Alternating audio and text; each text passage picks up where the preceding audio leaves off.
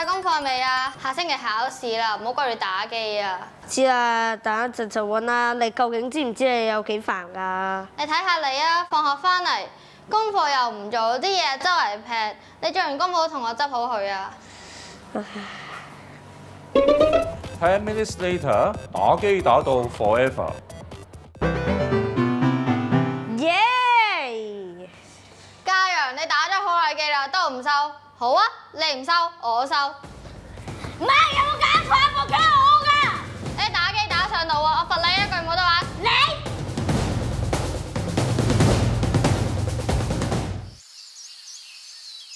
浩林，你今次嘅成績好好喎，咁咪請你咧嗱，繼續努力，要俾心機啊！唔該老師。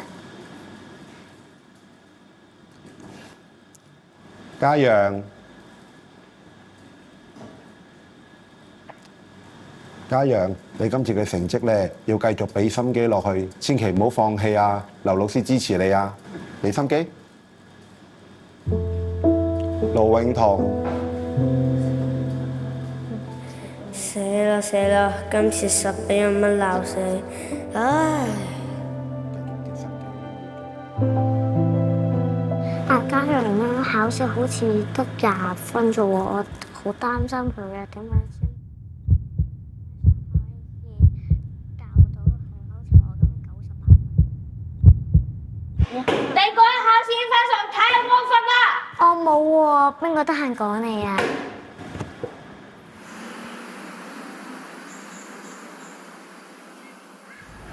嘉陽，我好耐冇見到你返聖堂噶喎，你點啊？聽講你今次考試麻麻地，所以高神父連你都知我嘅成績傳得咁快，唉，得啦，又係叫我唔好去打機啊嘛，我哋電腦失晒心啫。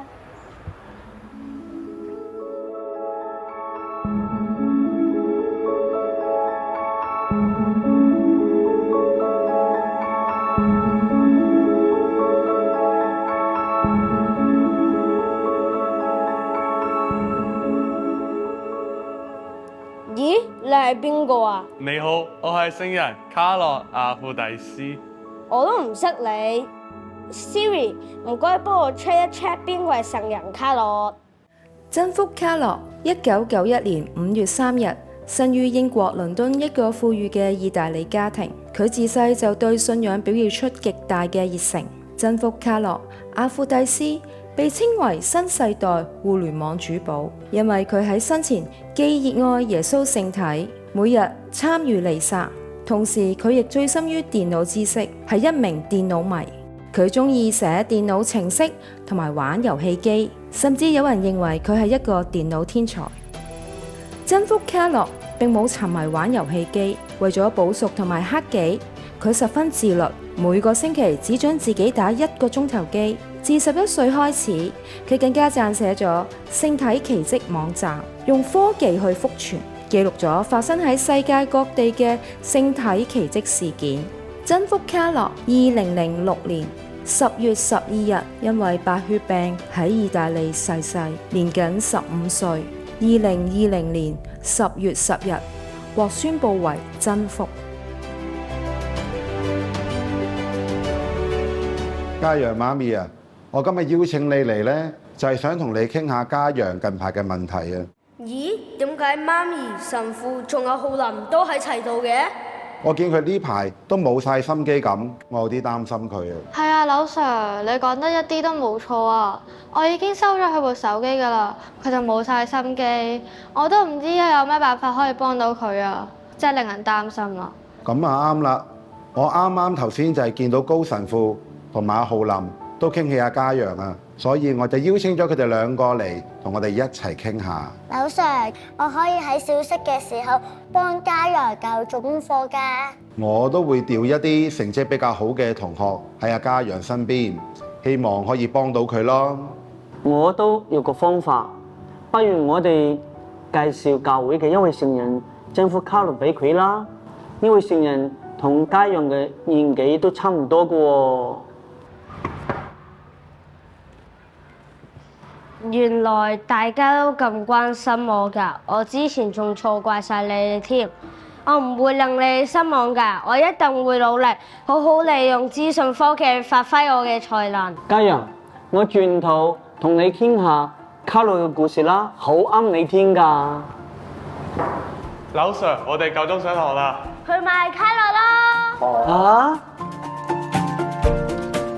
各位小朋友，今日咧同大家介紹我哋教會嘅一位真父，佢叫咧卡洛馬庫蒂斯。呢位聖人咧在世嘅生活咧其實係好短暫嘅，得15年嘅時間。但係咧佢係佢自己嘅生活當中啦，佢被佢嘅同學啦，同埋佢嘅朋友被稱為電腦嘅奇才，因為咧佢喺電腦上面咧有好大嘅成功。呢個成功咧係天主對佢嘅俾予佢嘅一個恩寵，佢咧自己咧利用呢份天分創建聖體奇蹟網站，收集咗世界各地嘅聖體奇蹟，讓大家咧去認識天主，去熱愛天主，同埋咧都讓大家明白咧天主對人呢份愛。另一點咧就係咧佢對自己咧都好自律嘅，因為咧佢自己咧每個星期都要求自己咧打1個鐘嘅機嘅，因為咧佢需要用佢大部分嘅時間咧寫佢嘅呢個聖體奇蹟嘅故事。另外咧就係咧佢自己咧都要祈禱嘅，佢每日咧都會返聖堂去參加彌撒，同埋咧佢特別嘅敬禮聖母。佢自己願意效法一位聖人嘅精神，呢位聖人咧就係聖方濟亞西西。佢希望咧效法呢位聖人嘅呢個善表，係以自己生活咧為一個榜樣，讓其他嘅人咧去認識到我哋嘅生活咧係真正係熱愛天主嘅。所以咧，我哋教會咧封佢為我哋青年同埋世界程序員互聯網嘅主保。